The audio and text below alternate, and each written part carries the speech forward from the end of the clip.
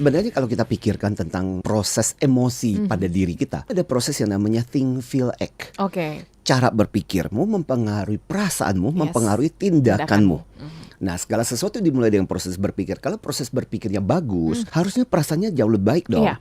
Orang-orang yang punya IQ yang tinggi, berarti apa? Dia punya kemampuan untuk mencerna jauh lebih baik, menganalisa lebih baik, sehingga bisa menghasilkan keputusan-keputusan lebih baik. Tapi pertanyaannya dong, kenapa itu tidak terjadi? Ya. Problemnya adalah ego, kesombongan, atau Ya, ya. kebutuhan-kebutuhan tertentu yang akhirnya kemudian menutupi, sehingga prosesnya jalannya nggak lancar. Jadi akhirnya dia merasa bahwa dirinya bukan masalah. Masalah itu ada pada orang lain. orang-orang. Orang-orang ini akhirnya kemudian tidak bisa secara akurat mendeteksi emosi yang terjadi pada dirinya dan orang lain. Bahkan tidak bisa menggunakannya secara efektif. Ternyata ini banyak terjadi. Contoh pengakuan itu dari Bill Gates. Dia bilang, as I grow older, I have to admit how temperamental I was. Dengan berjalannya waktu semakin tua, semakin gue sadar, gue tuh orangnya temperamental. Contoh lain, saya pernah menulis artikel tentang seorang namanya Paul Wien. Dia adalah seorang yang sangat-sangat agresif, Oke. sangat ambisius. Dia bergabung di 2 bank di awal perjalanan karirnya sebagai seorang bankir. Tapi yaitu di 2 bank di mana dia bekerja selalu konflik. Jadi bank lokal, pertumbuhannya luar biasa, berkali-kali lipat di masa dia. Gayanya sangat tangan besi, otoriter. Di satu sisi serba salah buat manajemen. Pencapaiannya ada, tapi menimbulkan banyak masalah, terutama dengan orang-orang di sekitarnya. Dia dibenci, nggak disukai.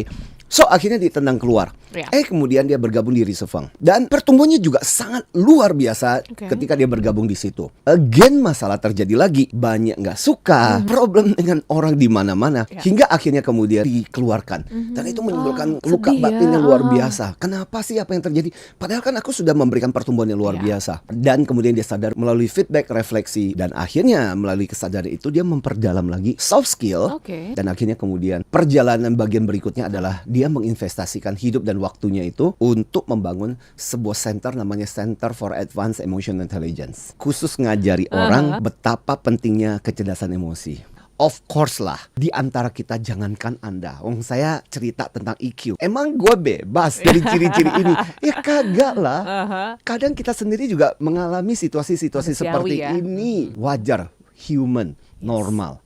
Cuma kita nggak ngalami terus-menerus seperti ini, dan ini menjadi pattern kita.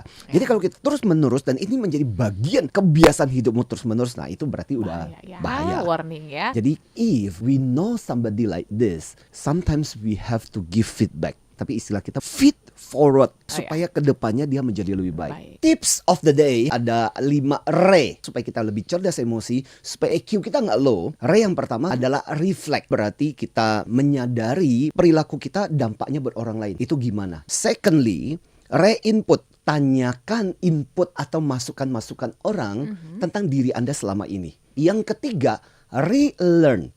Belajar ulang. Jangan sok tahu. Hal yang paling penting adalah belajarlah untuk rendah hati untuk terus-menerus belajar. Re yang ketiga adalah replace. Mengganti kebiasaan-kebiasaan, sikap yang kita pakai selama ini berespon orang, diganti dengan cara yang berbeda. Terakhir, react. Melakukan sesuatu, do something, take action, lihat progresnya dan pantau perkembangannya. Dampaknya gimana? Oke nggak? Kalau nggak oke, berarti balik lagi, replace, ganti dengan yang lain, terus react lagi.